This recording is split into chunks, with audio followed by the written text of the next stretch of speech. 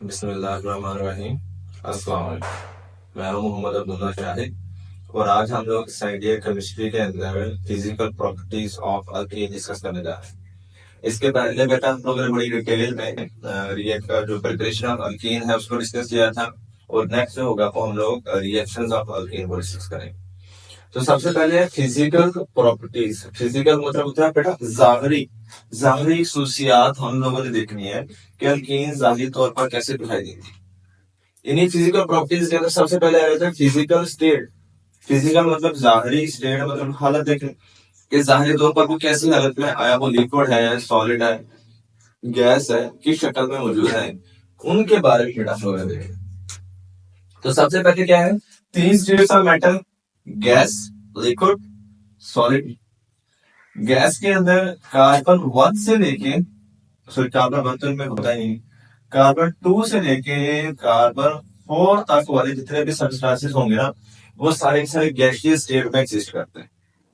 फिर इसके बाद कार्बन 5 से लेके कार्बन 15 तक लिक्विड स्टेट में, और कार्बन जो होगा ना 16 से ऑनवर्ड आगे जितने भी आएंगे वो बेटा सॉलिड स्टेट के अंदर एग्जिस्ट करते हैं। अब ये कैसे होगा आप लोगों को याद होना चाहिए। हम लोगों ने फर्स्ट ईयर में डिस्कस किया था चैप्टर नंबर 4 जो कि लंदन डिस्पर्शन फोर्सेस वाले टॉपिक में हमने डिस्कस किया था कि London forces are directly proportional to number of atoms. जैसे जैसे नंबर ऑफ एटम्स की तादाद जैसे जैसे बढ़ेगी वैसे वैसे उसके साथ ही बेटा क्या होगा, उनके अंदर जो बॉन्डिंग है वो बढ़ेगी। जब बॉन्डिंग बढ़ेगी तो वो गैसियस स्टेट से लिक्विड और लिक्विड से सॉलिड, क्योंकि हम लोगों को पता है कि अगर इंटरमॉलिक्यूलर फोर्सेस ज्यादा होती जाएंगी तो साथ ही वो गैसियस स्टेट वाले सब्सटेंसेस लिक्विड में और लिक्विड वाले सॉलिड के अंदर कन्वर्ट होना शुरू हो जाते हैं। तो यहाँ पर भी वही चीज है बेटा कि कार्बन 2 से 4 तक due to lesser number of atoms की तादाद कम है, जिसकी बुनियाद के ऊपर उनका मॉलिक्यूलर मास भी थोड़ा होगा। जब मॉलिक्यूलर मास थोड़ा होगा तो उसी वजह से वो गैसियस स्टेट में है। फिर लिक्विड स्टेट में नंबर ऑफ एटम्स बढ़ गए।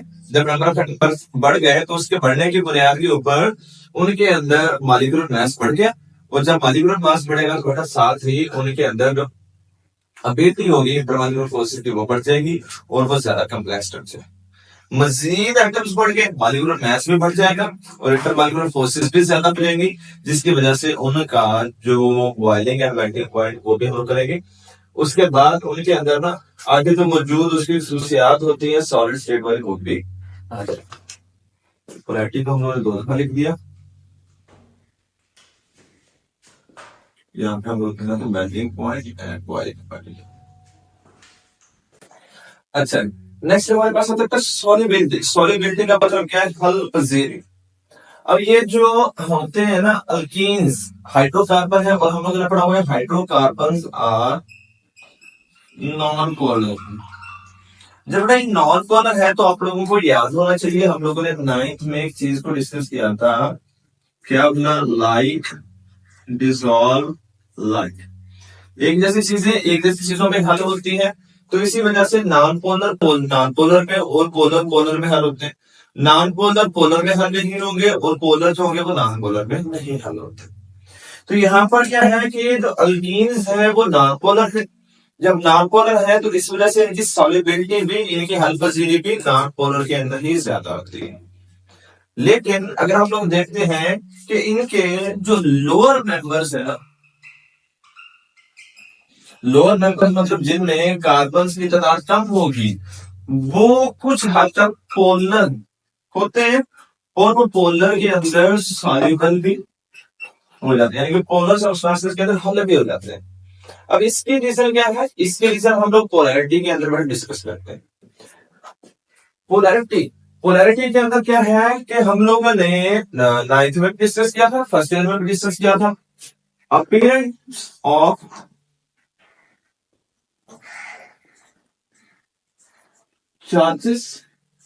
चार्जेस की अपीयरेंस होना पोलैरिटी का बाइस बनता है। इसके अलावा पोलैरिटी को एक और हम लोगों ने फर्स्ट ईयर में भी डिस्कस किया था, डाइपोल मूवमेंट जो होती है ना, वो असरअंदाज होती है किसके ऊपर, पोलैरिटी के ऊपर। तो जब बेटा पोलैरिटी के ऊपर डाइपोल मूवमेंट भी असरअंदाज होती है, अब इसी डाइपोल मूवमेंट की वजह से चार्जेस अपीयर होते हैं। जब चार्जेस अपीयर होंगे तो वो पोलर या नॉन पोलर कैरेक्टरिस्टिक्स रखेंगे। ठीक है, अब यहाँ पे ये नॉन पोलर है या पोलर है वो हमें कैसे पता चलेगा? कार्बन डबल बॉन्ड कार्बन है, जब कार्बन डबल बॉन्ड कार्बन है तो हम देखेंगे ये कार्बन ये कार्बन। आप लोगों को याद होगा फर्स्ट ईयर में भी और 9th में भी हम लोगों ने डिस्कस किया था कि जो हमारे पास होते हैं ना डबल बॉन्ड, उसमें दोनों एटम दो दो इलेक्ट्रॉन पार्टिसिपेट करवाते हैं, और जो होगा बेटा सिंगल बॉन्ड उसमें एक एक इलेक्ट्रॉन, और ट्रिपल बॉन्ड में तीन तीन इलेक्ट्रॉन जो है वो कोऑर्डिनेट कराता है। तो यहाँ पे अगर हम लोग देखें दो दो इलेक्ट्रॉन सेंटर में है, अगर इसी तरीके से साइड पर देख ले, एक इलेक्ट्रॉन यहाँ पर इन्होंने किसी और एटम के साथ शेयर किया, एक यहाँ पे एक यहाँ पे, मीन्स ये है कि 50% ऑफ इलेक्ट्रॉन जो है वो सेंटर में। जब 50% ऑफ इलेक्ट्रॉन सेंटर में है तो कार्बन जो होता है ना, जहां पर एक ही साइड के ऊपर उसको ज्यादा फोर्स लगानी पड़ती है वहां की तरफ ज्यादा जाए। तो जब उस साइड पर ज्यादा जाएगा तो थोड़ा सा साथ में जो हाइड्रोजन होंगे उनके इलेक्ट्रॉन्स को अपनी तरफ खेच लेगा, जिसकी वजह से पोलर चार्जेस की अपीयरेंस हो जाती है। इसके अलावा एक और चीज है, हम लोगों ने पढ़ा हुआ है कि जो अल्कीन्स हैं इनमें sp2 टाइप ऑफ हाइब्रिडाइजेशन होती है। अल्काइन में sp और अल्केन में sp, ये हम लोगों ने प्रीवियस चैप्टर के अंदर हाइब्रिडाइजेशन वाला टॉपिक किया हुआ है। तो बेटा यहाँ पर क्या है कि sp2 है, sp है या फिर sp3 है। इसकी वजह से क्या होगा, हम लोगों को अगर याद हो हम लोगों ने डिस्कस किया था बेटा, जो sp3 होता है इसमें s कैरेक्टर कितना होगा, 25%। sp2 में s कैरेक्टर कितना होगा, 33.3%। sp में कितना होगा, 50%। सही है। इसके अलावा एक और चीज भी हम लोगों को याद होगी, फर्स्ट ईयर में भी हम लोगों ने पढ़ी थी कि वो ऑर्बिटल या वो ऑर्बिट जिसकी एनर्जी कम होती है वो न्यूक्लियस के नजदीक, जिसकी ज्यादा होती है वो न्यूक्लियस से दूर। तो एस ऑर्बिटल की एनर्जी क्या होती है, कम होती है, वो न्यूक्लियस के नजदीक होगा। जब न्यूक्लियस के नजदीक होगा तो पावर अट्रैक्शन वहां पे ज्यादा होती है। जब sp3 हाइब्रिडाइजेशन होती है उसमें s कैरेक्टर कम है, p कैरेक्टर ज्यादा है। जब उसमें p कैरेक्टर ज्यादा है तो वो उसको न्यूक्लियस से दूर ले जाएगा, हायर एनर्जी के स्टेट में ले जाएगा। जब हायर एनर्जी स्टेट में ले जाएगा वहां पर पावर अट्रैक्शन क्या होगी, कम हो। जब पावर अट्रैक्शन कम होगी तो कार्बन के ऊपर नेगेटिव चार्ज कम आएगा। सही है। इसी तरीके से जब sp2 में चलेंगे तो s कैरेक्टर बढ़ गया, जब s कैरेक्टर बढ़ गया तो वो न्यूक्लियस के नजदीक आ गई थोड़ा सा, जब थोड़ा सा न्यूक्लियस के नजदीक आ गए पावर अट्रैक्शन बढ़ गई। जब पावर अट्रैक्शन बढ़ गई है वहां पर जो उनके अंदर पोल्स की अपीयरेंस है ना वो ज्यादा। इसी तरीके से अगर हम लोग sp देखेंगे 50% है, तो जब 50% एस कैरेक्टर है वो न्यूक्लियस के बहुत नजदीक आ जाते हैं। नजदीक आने के बिना पावर अट्रैक्शन ज्यादा हो जाती है, उस ज्यादा पावर अट्रैक्शन की वजह से इलेक्ट्रॉन्स ले नहीं। जैसे जैसे मीन्स जैसे जैसे एस कैरेक्टर कम होता जाएगा वैसे वैसे क्या होगा, उनके अंदर इलेक्ट्रॉन्स के लिए पावर अट्रैक्शन भी कम होती जाएगी। जैसे जैसे एस कैरेक्टर बढ़ता जाएगा वैसे वैसे पावर अट्रैक्शन भी बढ़ती जाएगी। यहाँ पर क्या चीज है, sp2 टाइप ऑफ हाइब्रिडाइजेशन है। इसी बुनियाद के ऊपर इलेक्ट्रॉन थोड़ा सा न्यूक्लियस के नजदीक आते हैं जिसकी वजह से पावर अट्रैक्शन बढ़ जाएगी। या उनके अंदर हम लोग ये भी कहते हैं जो उसके ऑर्बिट्स हैं जहां पर इलेक्ट्रॉन्स ने मौजूद होना है वो न्यूक्लियस के नजदीक आएंगे। जब नजदीक आएंगे तो पावर अट्रैक्शन बढ़ेगी, पावर अट्रैक्शन बढ़ी तो उसके बढ़ने की बुनियाद के ऊपर वो जो होंगे वो जाहिर सी बात है नेगेटिव कैरेक्टर को ज्यादा अटेन करना शुरू कर देते हैं।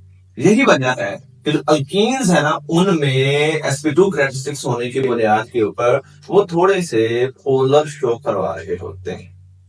बाकी तो एक अलग कैटेगरी क्या देगी, सिस जो अल्कीन्स होते हैं वो डाइपोल मोमेंट शो करते हैं, trans alkenes dipole moment show नहीं करते, क्योंकि सिस में दोनों सेम साइड के ऊपर होंगे। इस बुनियाद के ऊपर ना वो एक दूसरे के इफेक्ट को कैंसिल नहीं कर रहे होते हैं, लेकिन ट्रांस में एक दूसरे के अपोजिट साइड पर होते हैं, वो एक दूसरे को इफेक्ट को बेटा कैंसिल कर देते हैं। ये हम लोगों ने फर्स्ट ईयर में डिस्कस किया हुआ था। तो अभी क्या है, ये जब sp2 कैरेक्टर है तो बेटा जो इसके लोअर मेंबर्स होंगे ना उनके अंदर पोलैरिटी आ जाती है। जब पोलैरिटी आ जाएगी तो ये सॉल्युबल हो जाएंगे पोलर में। पोलर में मतलब पानी के अंदर इजीली ये डिसॉल्व हो सकते हैं।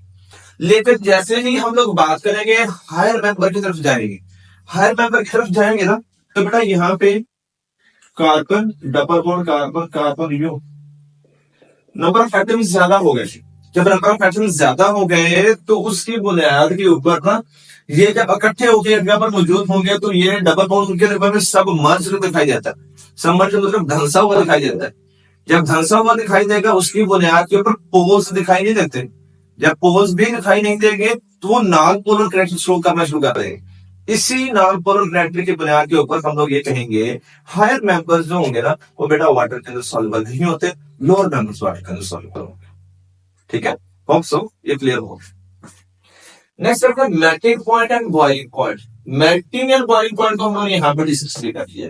ये melting point and boiling point जो होगा ना, ये बेटा बुनियादी तौर पर अगर आप लोग देखो हमारी जो फिजिकल प्रॉपर्टीज ऑफ अल्केन्स है वहां पर भी बड़ी डिटेल में हमने डिस्कस किया था। मेल्टिंग पॉइंट और बॉइलिंग पॉइंट जो होगा ना, ये बुनियादी तौर पर उसके अंदर ना नंबर ऑफ एटम्स के ऊपर ही डिपेंड करता है। जैसे जैसे नंबर ऑफ एटम्स बढ़ते जाएंगे वैसे वैसे उनका मेल्टिंग एंड बॉइलिंग पॉइंट बढ़ता रहेगा।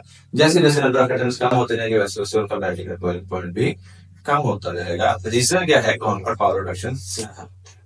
ठीक है, तो ये आप लोग वहां से देख सकते हैं।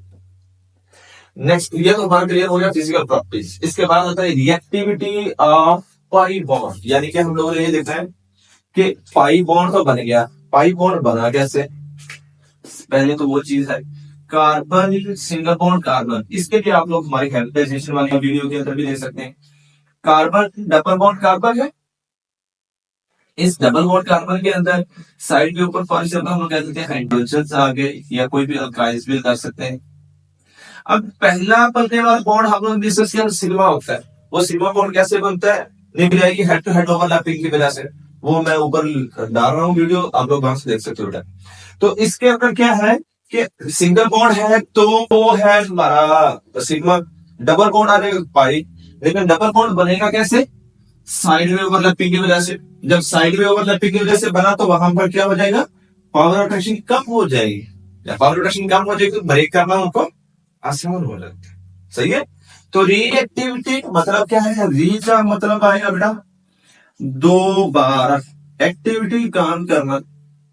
यानी कि पाई बॉन्ड बन तो गया है लेकिन उसने काम कैसे करना है दोबारा से वो हम लोग देखा है। सिग्मा बॉन्ड यहां पर क्वेश्चन आता है, बड़ा इंपॉर्टेंट आ जाता है। Y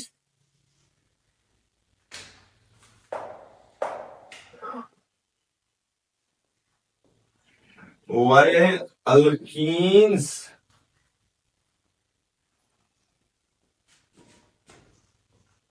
are more reactive than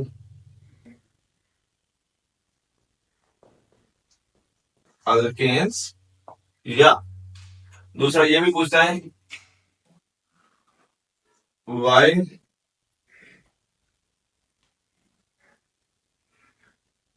sigma bond is less reactive than,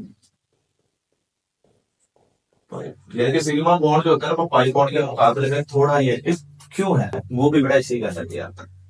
तो एक ही चीज है दोनों के अंदर, हम लोगों ने जो दोनों के रेस्टोरेंट में डिस्कस कर दिया वो क्या है? वो ये है कि हम लोग यहाँ पे अगर थोड़ा सा डिफरेंस कर भी रहे, आई थिंक मैंने करके बताया था या शायद मुझे याद है।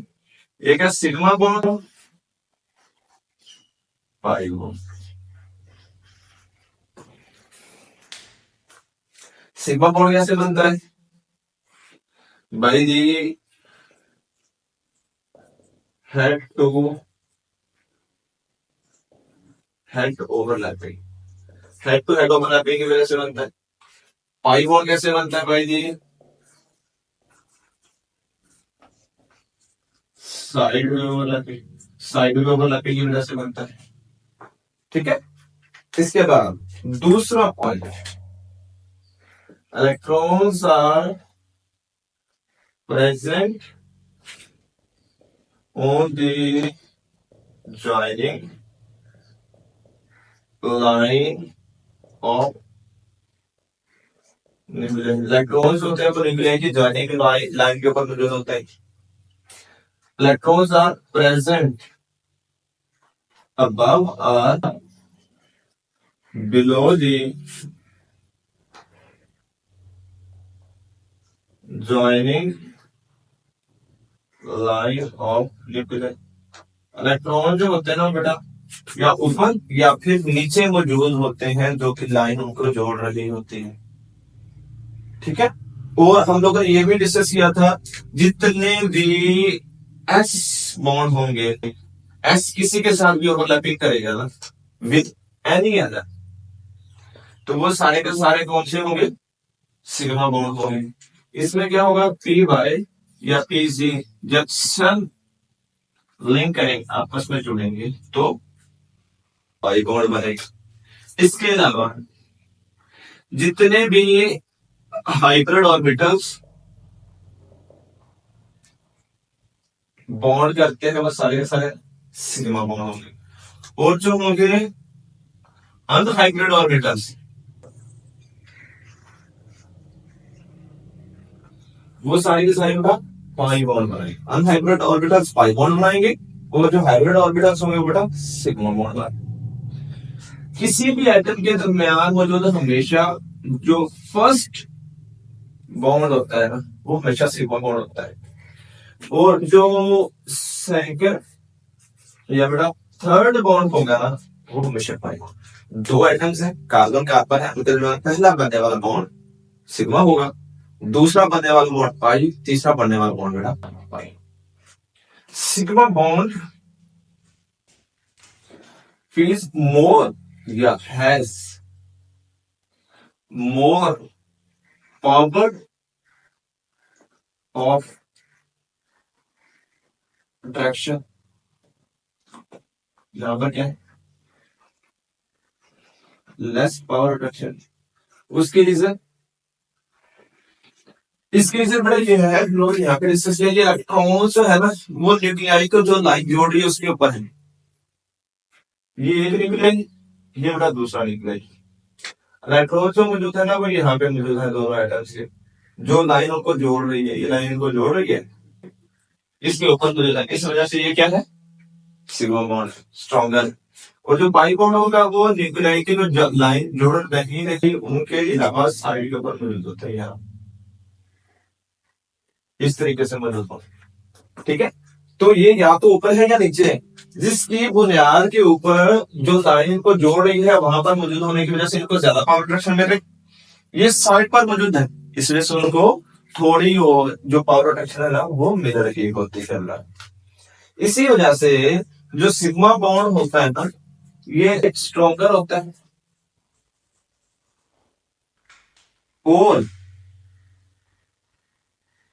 लेस रिएक्टिव होता है, और जो हमारा पाई बॉन्ड होता है ये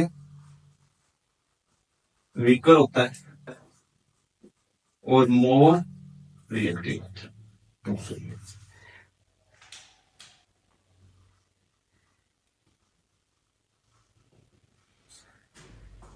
जो बॉन्ड हम लोगों ने पहले भी डिस्कस किया था बेटा, अगर बॉन्ड आसानी से टूट जाएगा तो वो टूटने की वजह से वो ज्यादा रिएक्टिव होगा, अगर वो आसानी से टूटेगा नहीं तो वो रिएक्टिव ही नहीं होता.